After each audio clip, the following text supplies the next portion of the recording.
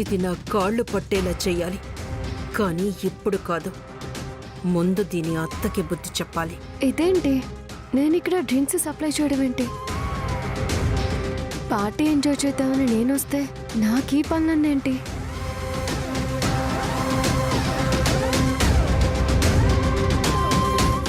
వీళ్ళేంటి విచిత్రంగా ఉన్నారు? పని వాళ్ళ మీద నమ్మకం లేదేమో. పనోళ్ళని ఫంక్షన్కి రావద్దన్నారంట. అదేంటి, పని వాళ్ళని రావద్దనడం ఏంటి? కొత్తగా వచ్చారు కదా, పని వాళ్ళ మీద నమ్మకం లేదేమో, అందుకే వద్దని ఉంటారు. మరెలా? డిపార్ట్మెంట్ వాళ్ళు ఎవరో ఒకళ్ళు ఉంటారు కదా. అదిగో ఆదిత్య భార్యని పనిలోకి దించారు కదా. మాతో చేద్దామని పని వాళ్ళని వద్దని ఉంటుందా? అసలు కారణం ఏంటో తెలుసుకోవాలి. ఇదిగో అమ్మాయి, వాళ్ళకు కూడా సర్వ్ చేయి. ఏంటిది, మరీ ఓవర్ చేస్తుంది. పని వాళ్ళని వద్దని చెప్పి కావాలనే మాతో పనులు చేయిస్తుందా? పని వాళ్ళని చేసి వాడుకుంటుందా? అసలు మేము డిపార్ట్మెంట్ వాళ్ళలా కనిపిస్తున్నామా, సర్వర్స్లో కనిపిస్తున్నామా? ఇదిగో నిన్నే, నా ఫ్రెండ్స్ కూడా ఇవ్వు.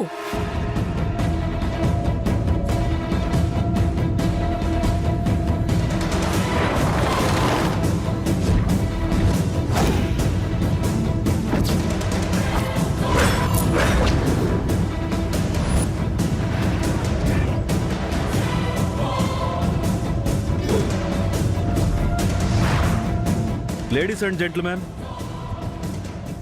పిలవగానే వచ్చిన మీ అందరికీ నా కృతజ్ఞతలు. నేను కొత్తగా వచ్చిన కమిషనర్ అని కానీ, పరిచయం లేదని కానీ ఎవ్వరూ ఫీల్ అవ్వకుండా డిపార్ట్మెంట్లో అందరూ రావడం నాకు చాలా సంతోషకరంగా ఉంది. ఇలాగే మన డిపార్ట్మెంట్ అన్ని యాక్టివిటీస్లో కూడా మనందరం కలిసికట్టుగా ఒకరి మాటల్ని ఒకరు గౌరవించుకుంటూ భవిష్యత్తులో కార్యక్రమాలు చేయాలని, మన టీం గుడ్ టీం అని పేరు తెచ్చుకోవాలని నేను ఆశిస్తున్నాను. మీ అందరి సహాయ సహకారాలు నేను కోరుకుంటున్నాను. నేను మీకు ఏ విధంగా సహాయపడాలో ఆ విధంగా సహాయపడతానని మీ అందరికీ హామీ ఇస్తున్నాను. సో మనందరం ఒకే కుటుంబంలో బ్రదర్స్ సిస్టర్స్ లాగా కలిసి మంచి పేరు తెచ్చుకుందాం. Thank you. నేను మీ అందరికీ ఎల్లవేళలా అందుబాటులో ఉంటానని అందరికీ చెప్తున్నాను.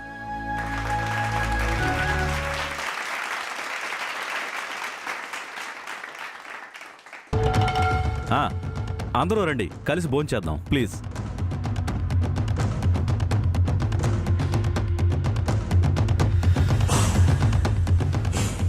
ఆదిత్య, నేను అడగడం మర్చిపోయాను, తన పేరు? తులసి మేడం. ఓ, నైస్ నేమ్. తులసి, అందరూ భోజనానికి వెళ్తున్నారు. కొంచెం నువ్వు దగ్గరుండి ఎవరికేమేం కావాలో అన్నీ వడ్డించు. సరే మేడం.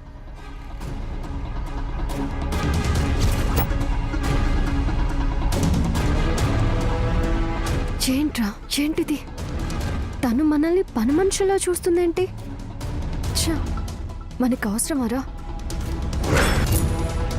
తను చూడటం, పని పురమాయించడం, అందరికీ మనల్ని సర్వ్ చేయమనడం.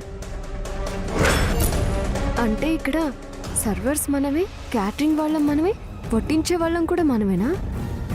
మనకిదేం గతిరా? పోదాం.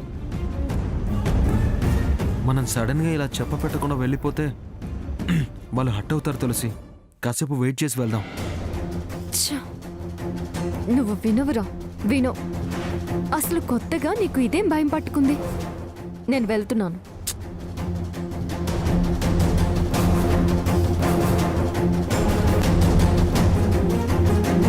ఆదిత్య, ఏంటి మీ ఆవిడ వెళ్ళిపోతుంది?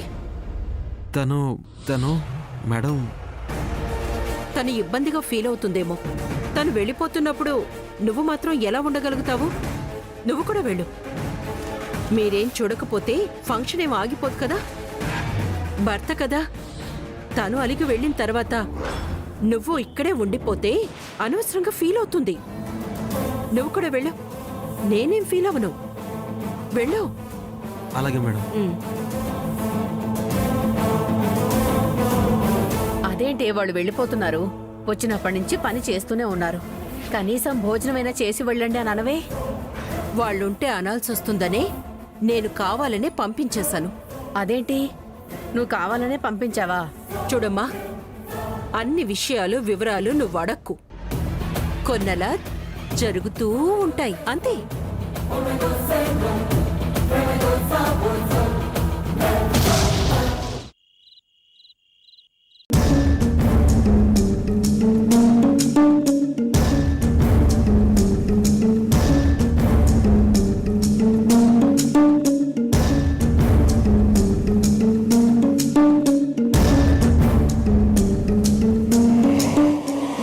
అమ్మా తులసి, ఫంక్షన్ ఎలా జరిగిందమ్మా? ఫంక్షన్కి ఆఫీసర్లు అందరూ వచ్చారా? ఆ జయరాం చాలా మంచివాడమ్మా. అందరితో కలుపుకోలుగా ఉండే మనిషి. అందరినీ బాగా రిసీవ్ చేసుకుంటాడు. నేను సర్వీస్లో లేను కానీ ఉంటే నేను ఫంక్షన్కి వచ్చేవాడిని. ఇంతకీ ఫంక్షన్ గ్రాండ్గా జరిగిందా? ఆ ప్రశ్న మీ అబ్బాయిని అడగండి. ఆ గ్రాండ్నెస్ ని నేను వర్ణించలేను మామయ్య. మీరన్నట్టు కమిషనర్ జయరాం గారు చాలా మంచి మనిషే. ఆయన కంటే వాళ్ళ ఆవిడ ఇంకా మంచిది. వచ్చిన వాళ్ళని ఎటువంటి తేడా చూపించకుండా రిసీవ్ చేసుకుంది. అక్కడ జరిగిన పార్టీని మొత్తం మీకు కళ్ళకు కట్టినట్టుగా మీ అబ్బాయి చెప్తాడు. అదేంటమ్మా అలా అంటావు? పార్టీకి నువ్వు కూడా వెళ్ళావు కదా. నేను నిన్నడిగితే నువ్వు వాణ్ణి అడగమంటావేంటి? ఏమోలేండి, ఆ పార్టీ వాతావరణం, అక్కడ జరిగిన వింతలు విడ్డూరాలు నా నోటితో కంటే ఆదిత్య నోటితో చెప్తేనే బాగుంటుంది. ఎందుకంటే మీరు, మీ డిపార్ట్మెంట్ మనుషులు, మీ డిపార్ట్మెంట్ గౌరవ మర్యాదలు నాకు తెలియవు కదా. నన్ను అడిగితే బాగానే జరిగింది అని చెప్తాను. అదే ఆదిత్యని అడిగితే డీటెయిల్డ్గా సీన్ టు సీన్ వర్ణించి చెప్తాడేమో. వినండి. ఏంటి ఫంక్షన్ ఎలా జరిగింది అంటే అంత చెరుబుల్లాడుతున్నావు? చెరువు లేదు, బుర్రు లేదు. ఏంటి ఆదిత్య, తులసికి ఏమైంది? పార్టీ ఎలా జరిగిందని అడిగితే నిన్నడగమంటుందేంటి? ఇంతకీ పార్టీ ఎలా జరిగిందిరా? బాగానే జరిగింది నాన్న. ఫంక్షన్కి డిపార్ట్మెంట్ వాళ్ళందరూ అటెండ్ అయ్యారా? ఆ, అందరూ అటెండ్ అయ్యారు నాన్న.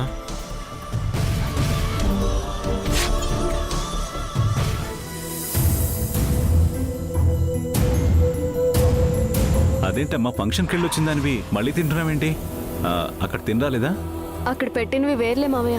అక్కడ పెట్టినవి తినలేకపోయాను.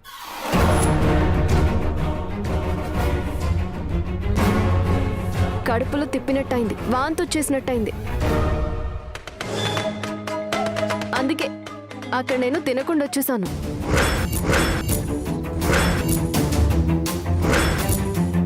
మన ఇంట్లో పచ్చడి మెతుకులు తిన్నా ఆ తృప్తే వేరు కదా మామయ్య. ఏంటి తులసిలా మాట్లాడుతోంది? ఏంటి పార్టీలో నువ్వు తినకూడనివి ఏమైనా పెట్టారా? లేకపోతే పావులు కప్పలేమైనా పెట్టారా? తినకూడనివి పెట్టారు, తినలేనివి పెట్టారు అని నేను అనడం లేదు. అక్కడ ఆఫీసర్స్ అందరూ కలిశారు. ఎవరు బిజీలో వాళ్ళు ఉన్నారు. నాలాంటి దాన్ని ఎవరైనా తినమంటే కదా నేను తినడానికి. అయినా నేను అన్నం కోసం వెళ్ళలేదు. ఎక్కడికైనా వెళ్తే ఆదరింపు ఉంటే బాగుంటుంది. అందుకే ఎక్కడికైనా పరిచయాలు లేని చోటుకి వెళ్ళకూడదు అంటారు. గౌరవం లేని చోట ఉండకూడదు అంటారు. ఎగబడితే లేకి వాళ్ళు అంటారు. తిండి తినక ఎన్ని రోజులైందో అంటారు. అందుకనే నేను తినలేదు. ఏంటి తులసి, ఎందుకలా మాట్లాడతావు? నువ్వు మాట్లాడు ఆదిత్య. రేయ్, కొంతమందితో ఫంక్షన్లకి పార్టీలకు వెళ్తే మామూలుగా ఇచ్చే గౌరవం ఇవ్వరా? ఆదిత్య, అసలేమైందిరా? ఏం అవ్వలేదు నాన్న. మరెందుకు ఇంటికి వచ్చి అన్నం తింటుంది? ఆ, అక్కడ వంటలు సహించలేదేమో నాన్న, అందుకే ఇక్కడికి వచ్చి తింటుంది.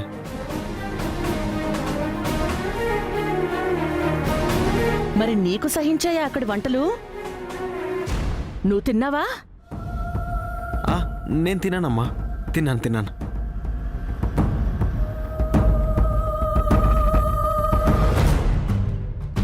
అక్కడేదో జరిగి ఉంటుంది, అందుకే తెలుసులా మాట్లాడుతోంది. పార్టీలో తినకుండా వచ్చి ఇక్కడ తింటుందంటే అక్కడ హర్ట్ అయ్యే విషయం ఏదో జరిగి ఉంటుంది. దీనికక్కడ ఏదో గడ్డి బాగానే పెట్టుంటారు. తిండి పెట్టకుండా ముఖం వాచేటట్టు బుద్ధి చెప్పి పంపించినట్టున్నారు. అందుకే అంత రుసరుసలాడుతోంది. ఈ లక్ష్మి ఎక్కడ చచ్చిందో ఏం చేస్తుందో అర్జెంటుగా అక్కడ జరిగింది చెప్పకపోతే కడుపు ఉబ్బి చచ్చిపోయేలా ఉన్నాను.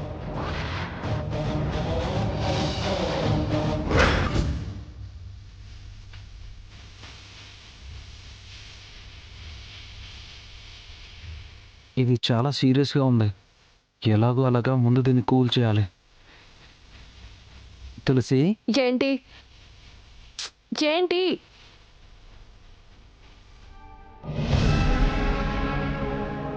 దడుచుకున్నాను కదే. ఎందుకే అంత సీరియస్? సీరియస్ కాకపోతే జరిగింది ఏమైనా సింపుల్ విషయమా? ఈజీగా తీసుకోవడానికి. వదిలేయమన్నాను కదే. చూడు, నా వల్ల కాదు. అంత తేలిగ్గా వదిలే విషయం అంతకన్నా కాదు. అది కాదే. చూడు ఆదిత్య, నన్నేదో కన్విన్స్ చేసే ప్రయత్నం మాత్రం చేయకు. నువ్వు ఎంత వాళ్ళని సమర్థించినా నా మనసు అంగీకరించదు. నువ్వు నాకు సర్ది చెప్పడం కాదు. అసలు వాళ్ళ ఉద్దేశం ఏంటి? ఎందుకు పిలిపించినట్టు? కావాలనే పని వాళ్ళని మాన్పించి మనకి పనులు చెప్పి అవమానించడానికా? అలా ఎందుకు అనుకుంటావే? ఏంటి ఆదిత్య నువ్వు? జరిగిందంతా చూసాక మనోళ్ళు అనుకునే ఛాన్సే లేదు. ఓన్లీ రివెంజ్ అంతే. అందుకే ఆవిడ మనల్ని పిలిపించి పనులు అంటగట్టింది. పిచ్చోళ్ళ నువ్వు బుర్ర ఆడించావు. నాకు మాత్రం అరికాలు మంట నెత్తికెక్కింది. నువ్వున్నావని గుర్తుకొచ్చి తగ్గి ఆగాను కానీ లేకపోతేనా ఆవిడ ఒంటి మీద వాతలు తేలేవి. నన్ను చూస్తేనే చలి జ్వరం వచ్చేలా తగిన శాస్తి చేసేదాన్ని. దీని కోపం చూస్తుంటే ఆవిడ మీద ఎప్పుడో ఒకప్పుడు విరుచుకుపడేలా ఉంది. ఆవిడేమో ఆ పాపాబాబుల విషయం తులసితో అనేలా ఉంది.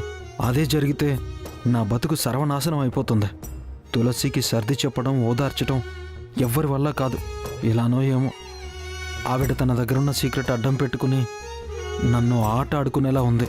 నా బాధ ఎవరితో చెప్పుకోవాలో భగవంతుడా. అది కాదు తులసి, కాస్త కూల్గా నా మాట విను. ఏంట్రా అసలేంటి నువ్వు చెప్పేది? డిపార్ట్మెంట్లో సీనియర్స్, సుపీరియర్స్ వాళ్ళు ఉంటారు. వాళ్ళ ఆర్డర్స్ ఫాలో అవ్వాలి. కొంచెం అర్థం చేసుకో. ఏంట్రా నువ్వు చెప్పేది నేను వినేది? ఎదురు తిరిగితే శంకర్గిరి మాన్యాలే. చాలా సఫర్ అవ్వాల్సి వస్తుంది. ప్లీజ్ దీన్నేం ఇష్యూ చేయకు, వదిలే please. I am very sorry అన్నాగా వందోసారి సరదాగా నవ్వేసి ఒకసారి. ఐ ఆమ్ వెరీ సారీ అన్నాగా వందోసారి సరదాగా నవ్వేసి ఒకసారి. ఇదిగో సర్లే, ఈసారికి వదిలేస్తున్నాను. కానీ రిపీట్ అయిందనుకో ఆవిడ బ్యాండు బజాయించేస్తాను అంతే.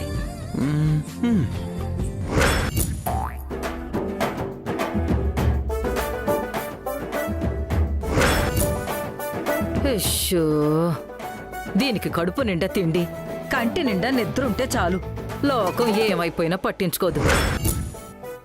ఓసే లక్ష్మి, లక్ష్మి నిద్ర లేవే. ఏంటి నానమ్మ అప్పుడే తెల్లారిపోయిందా? ఇప్పుడు నువ్వు నిద్ర లేవకపోతే నీ జీవితం మొత్తానికే తెల్లారిపోతుంది. లెగవ్వే లెగవ్వే, నిద్ర మొహం తారా లెగు. అబ్బా ఏంటి నానమ్మ, మంచి నిద్రలో ఉంటే వచ్చి చెడగొడుతున్నావు. అయినా ఇప్పుడు ఏం కొబ్బలు మునిగాయని అలా అడుగుతున్నావు. ఇప్పుడు నేను చెప్పేది వింటే ఎగిరి గంతేస్తావు. ఏంటది నాన్నమ్మ? ఆ తులసి ఆదిత్య కొత్త కమిషనర్ ఇచ్చే పార్టీకి వెళ్ళారు కదా. వెళ్తే నేను వాళ్ళ వెనకాలే వెళ్ళి ఆ తులసితో తిట్లు తినమంటావా? అది కాదే, ఇందాక మీ డిపార్ట్మెంట్ గౌరవ మర్యాదలు నాకు తెలియవు కదా. అక్కడ ఆఫీసర్స్ అందరూ కలిశారు. ఎవరు బిజీలో వాళ్ళు ఉన్నారు. నాలాంటి దాన్ని ఎవరైనా తినమంటే కదా నేను తినడానికి. ఇందాక జరిగింది చూస్తే అక్కడ ఫంక్షన్లో ఏదో పెద్ద గొడవే జరిగినట్టుంది. తులసిని ఎవరు ఏమడిగినా కస్సు బుస్సుమంటూ తిక్క తిక్క సమాధానం చెప్తుంది. అబ్బా.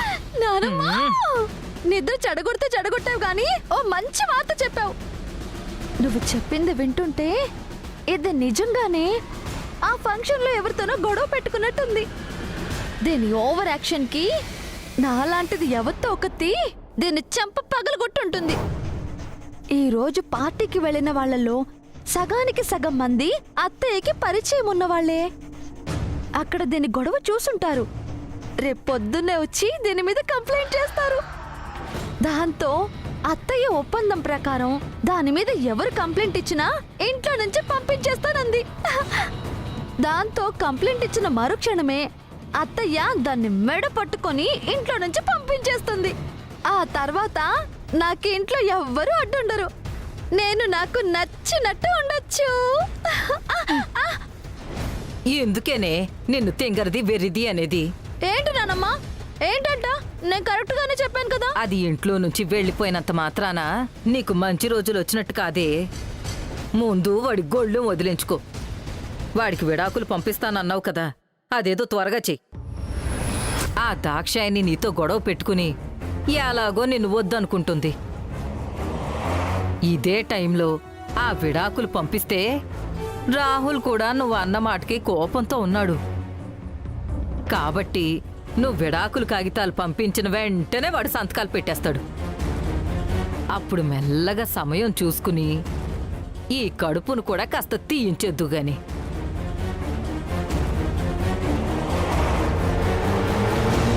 ఇక దాంతో మనకి ఈ ఇంట్లో ఏ అడ్డు ఉండదు. దుర్గా తులసిని ఎలాగో బయటికి పంపించేస్తుంది. ఆదిత్యకి నిన్నిచ్చి పెళ్లి చేస్తుంది.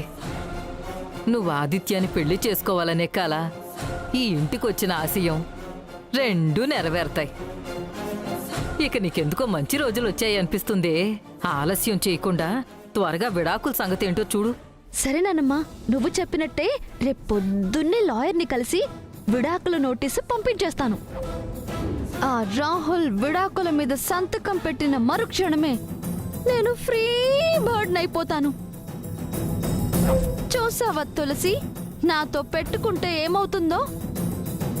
ఇంతకాలం ఎగిరెగిరి పడ్డావు కదే, ఇప్పుడేం చేస్తావో చూస్తాను.